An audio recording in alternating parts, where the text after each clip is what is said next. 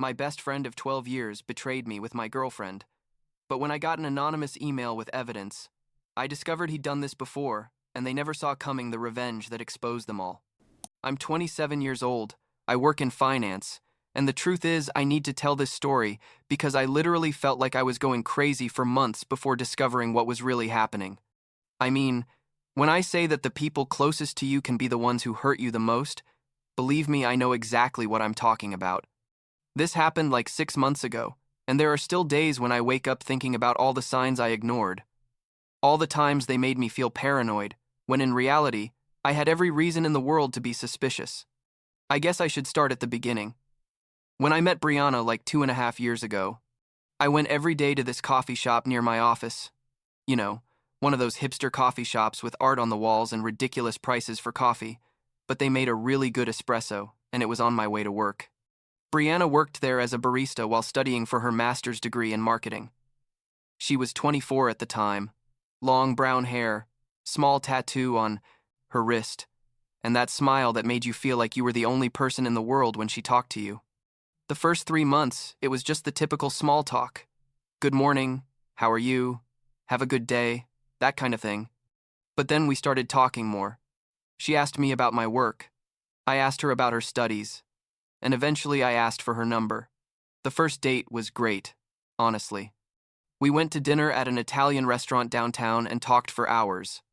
I remember she told me about her family, about how she wanted to work in digital marketing after graduating, about her plans to travel through Europe someday. I told her about my work in finance, that yes, it runs in the family because my parents have money and helped me get my first job, but it's not like I was a spoiled rich kid, or at least I don't think so. Anyway, we started officially dating like a month after that first date. This is where Logan enters the story. Logan and I were best friends since high school, like one of those friends you meet when you're 14 and you think they're going to be your friend for life. He was 26, owned a gym that he had opened like 2 years before, and he had always been the kind of friend who was there when you needed him, or so I thought. When I introduced him to Brianna, he was dating his girlfriend Kimberly, and the four of us started hanging out together all the time. Dinners, movies, events, that kind of thing. Logan from the beginning showed a lot of interest in getting to know Brianna, which at the time seemed normal to me because she was my girlfriend and he was my best friend, right? But looking back, I should have noticed that his interest was too intense. Things were going well for the first 6 months. Brianna and I spent a lot of time together. She came to my apartment after her classes. Sometimes she'd stay over. All normal relationship stuff. But then she mentioned she wanted to start going to the gym, and Logan obviously told her to come to his, that he'd give her a special discount and all that. At the time, I thought, perfect. My girlfriend and my best friend getting along, what could go wrong? Those were literally my exact words when I mentioned it to a coworker. Brianna started going to Logan's gym like 3 times a week. At first, everything seemed normal. She'd come back tired, tell me about her workouts, said Logan was a good trainer and was helping her reach her goals. But after like 2 months, I started noticing weird things. First, her gym schedule started getting later and later. Like, she'd say she was going at 7 p.m. but would arrive at my apartment at 10 or 11. When I'd ask her, she always had an explanation. That she stayed talking with other people at the gym, that Logan had given her an extra training session for free, that there was traffic, always something. Then there was the phone thing. Brianna had never been super jealous about her phone before, but suddenly she started putting it face down, all the time, taking it to the bathroom when she showered, moving away when messages came in. Once I tried to grab it to change the music while we were in my car, and she literally snatched it from my hands, saying it bothered her when I touched her, things without permission. I was like, okay, that's weird, but I didn't want to make a big deal because I didn't want to be that controlling, paranoid boyfriend who checks his partner's phone. Logan also started acting different. Before we talked every day, random messages, memes, that kind of thing. But suddenly his responses became drier, more distant. When I'd ask him about Brianna and her workouts, he always said the same thing, that she's progressing well, that she's dedicated, nothing specific. And every time the three of us were together, I felt this weird tension in the air that I couldn't explain. I'd see them exchange looks that lasted a second longer than normal, or laugh at inside jokes. I didn't understand. The thing is, I started feeling crazy. Like, I didn't have real proof of anything, just this feeling in my stomach that wouldn't go away. I mentioned my concerns to Brianna like 8 months after she started going to the gym, and she made me feel like an idiot. She told me I was being insecure, that Logan was my best friend, and she would never do something like that. That if I didn't trust her, then maybe we shouldn't be together. Basically, she flipped the whole situation to make me feel guilty. And I, like an idiot, apologized and tried to get over my insecurities, but things still didn't add up. Brianna started mentioning Logan in every conversation. Logan says this. Logan thinks that. Logan recommended this diet to me. Logan taught me this exercise. It was like he was living in our relationship. And when I tried to spend time with Logan alone, like we used to, he was always busy. Too busy with the gym, he'd say. But then I'd stop by and see him in his office doing nothing or training only 2 or 3 people. The moment that really destroyed me happened like 2 years into being with Brianna. And when I walked in, she was sitting at a table in the back with 2 of her work friends during her break. They didn't see me come in because they had their backs to the door. And then I heard Brianna say something that literally froze me in place. She was saying, "No, seriously, he's so boring sometimes. He only talks about his work and his investments like I care. The truth is the real passion is somewhere else." And her friends were laughing. One of them asked, "You mean Logan?" And Brianna didn't deny it, just quickly changed the subject. I left without them seeing me. My hands were shaking so much I could barely hold my car keys. I drove around aimlessly for like an hour, trying to process what I'd heard. Part of me wanted to believe I had misunderstood, that maybe she was talking about something else. But deep down, I knew exactly what I'd heard. That night when Brianna came to my apartment, I tried to confront her, but subtly, I asked if she was happy with me, if there was anything she wanted to tell me. She acted confused and said everything was fine, that she loved me, and then she kissed me and told me I was being paranoid again. 2 days later, I decided I needed real proof before accusing her of anything. I asked her to show me her messages with Logan. Not in an aggressive way. I just told her, "Look, I know it sounds crazy, but I need to see that there's nothing weird going on because these doubts are killing me." And she exploded. Like, I had never seen her so angry. She yelled at me about how I dared to ask her that it was an invasion of her privacy, that if I didn't trust her, then there was no point in continuing together. I told her, "If there's nothing to hide, then why can't you just show them to me and end this?" But she flatly refused, grabbed her things, and left my apartment saying she needed space. The next morning, I went to talk to Logan. I needed to hear it directly from him. I arrived at his gym like at 10 a.m. when I knew there wouldn't be many people. Logan was in his office, and Kimberly was there with him, which I wasn't expecting. I told them I needed to talk to Logan alone, but Kimberly refused to leave, said if I was going to accuse Logan of something, she had the right to be there. So I told them everything. The looks, the weird schedules. He said I was projecting my insecurities, that he would never do something like that to his best friend, that he loved Kimberly and would never betray her. Kimberly defended him, saying I was being ridiculous and should trust the people who loved me more. I left there feeling like the craziest person in the world. Like, here I was, accusing my best friend and my girlfriend of having something without any concrete proof, just hunches and half-heard phrases. During the next 2 weeks, Brianna did what I now know is called love bombing. She sent me messages all day telling me how much she loved me, surprised me with dinner at my apartment, told me she wanted us to move in together, basically flooded me with affection. And I, like an idiot, thought that maybe I had been wrong all this time, that I really was being paranoid. But then, I got a message from Diana, one of Brianna's co-workers at the coffee shop. Diana and I had never talked much. We only knew each other by sight when I'd stop by to see Brianna. Her message said she needed to talk to me about something important related to Brianna. We met at a Starbucks on the other side of town. Diana showed me screenshots of conversations in the coffee shop employees group chat where Brianna had been lying about her break schedules for months. Turns out Brianna had been taking extended breaks, several times a week, always saying she had meetings related to her master's degree, but Diana had noticed those schedules coincided exactly with gaps in Logan's training schedule. Diana told me she didn't want to get in trouble, but felt I deserved to know the truth. She showed me that Brianna had been leaving work, supposedly to study or for meetings, but would always come back like 2 hours later with wet hair, as if she had showered. And most importantly, Diana had seen Logan pass by the coffee shop several times during those breaks of Brianna's, waiting for her outside in his car.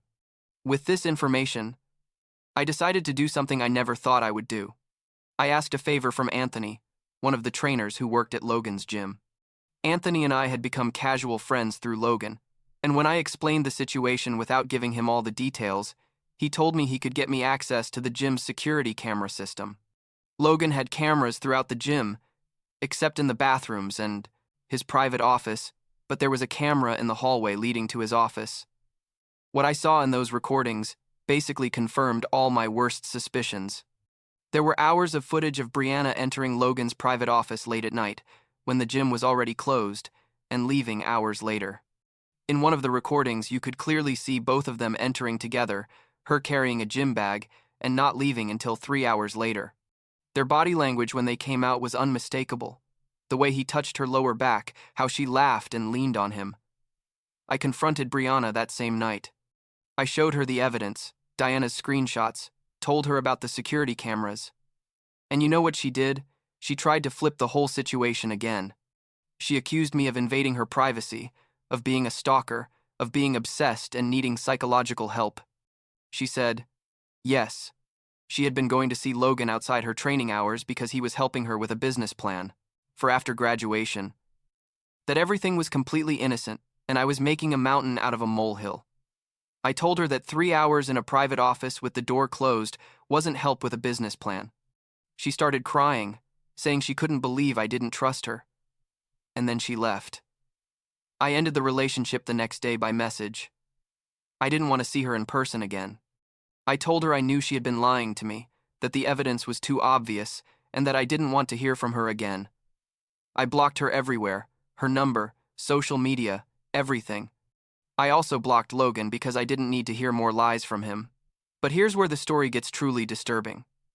Like 2 weeks after ending everything, I received an anonymous email. The email contained an attachment with more evidence than I ever would have wanted to see.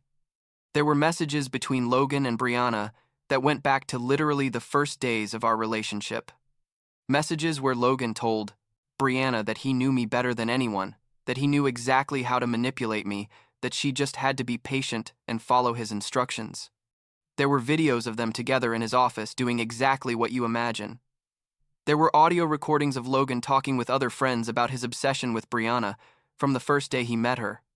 But the worst part, what really destroyed me, was discovering that Logan had done this before.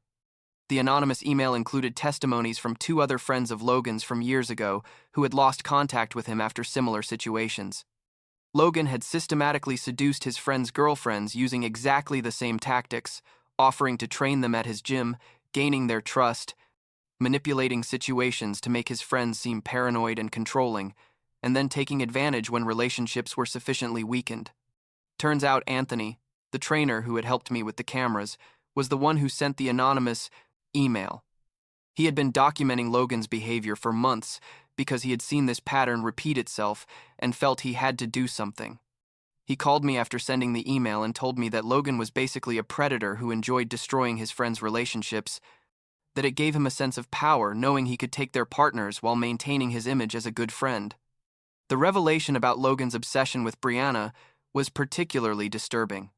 In the messages Anthony had recovered from the gym system, there were conversations where Logan told Brianna that he had been waiting for the perfect moment since I introduced her to him, that he had planned every move carefully, from convincing her to go to his gym to the specific schedules of their encounters to minimize the risk of being discovered.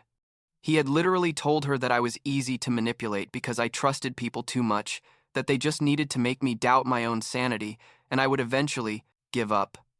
And Brianna had willingly participated in everything. The messages showed she knew exactly what she was doing, that she enjoyed the game of deceiving me, that she laughed at me with Logan. There was a message where she said something like, It's so easy to make him feel guilty. I can literally make him apologize for anything. And Logan responded, I told you he was perfect for this. I also discovered that Kimberly had no idea about any of it. She genuinely believed in Logan and defended him because he had been a master of deception with her too. When Anthony finally showed her the evidence, Kimberly broke up with Logan immediately. She contacted me to apologize for not believing me and told me she felt just as betrayed as I did. The two previous cases Anthony had documented were practically identical to mine. A friend of Logan's from the gym whose girlfriend of 3 years left him for Logan after he systematically convinced her that her boyfriend was emotionally abusive. Another friend from college whose fiancé canceled the engagement after Logan made her believe she was making a mistake getting married so young. In both cases, Logan had used his gym as the initial point of contact and had employed the same gaslighting and manipulation tactics. I confronted all of this not only to Logan but to several people in his social circle. His gym started losing members when the story leaked. Anthony quit and opened his own training space, and Logan basically became a pariah in our community. Brianna tried to contact me several times after everything came to light, wanting to explain herself, but I never responded. There was no explanation that could justify 2 years of systematic lies and manipulation. What affects me most to this day isn't so much the romantic betrayal, because relationships end and people cheat. It's horrible, but it happens. What really destroyed me was Logan's betrayal. This was a guy I'd known since I was 14, who was there when my grandfather died, with whom I had shared thousands of important moments in my life. And all that time, he was capable of doing something like this. Not just once, but multiple times, and enjoying it. The fact that he planned this whole situation from the moment I introduced him to Brianna, that every hug, every friend's advice, every supportive message during those 2 years was a lie, while he systematically destroyed my relationship and my mental health. The gaslighting part was probably the most damaging in the long term. I spent months feeling crazy, questioning my own perception of reality, thinking I was being paranoid and irrational, when in reality my instincts were completely correct. That does something to your psyche. It makes you doubt yourself in ways that take a long time to heal. I started going to therapy after everything exploded because I genuinely needed help processing all of this. It's been 6 months since I ended everything. Brianna tried to come back like 3 months later, saying she had made a terrible mistake, that Logan had manipulated her too, that she really loved me. I didn't believe her for a second. Logan supposedly closed his gym and moved to another city, or at least that's what I heard. I never verified because honestly I don't want to know anything about him ever again. I'm better now, I guess. I have good days and bad days. I met someone new like a month ago. Nothing serious yet, but I'm excited about it. The hard part is that now I distrust everything. I analyze every behavior, every message, every interaction looking for signs that they're lying to me again. My therapist says it's normal after something like this, but that I have to work on not carrying that trauma into new relationships. Last week, I ran into Kimberly by chance at the supermarket. We talked for a while, and she told me she's also in therapy, processing everything. She told me something that stuck with me, that at least we discovered the truth, that there are people who live their whole lives being manipulated without ever realizing it. I guess she's right. And at the end of the day, as horrible as everything was, now I know exactly what kind of people I need to stay away from, and that has a value I can't quantify.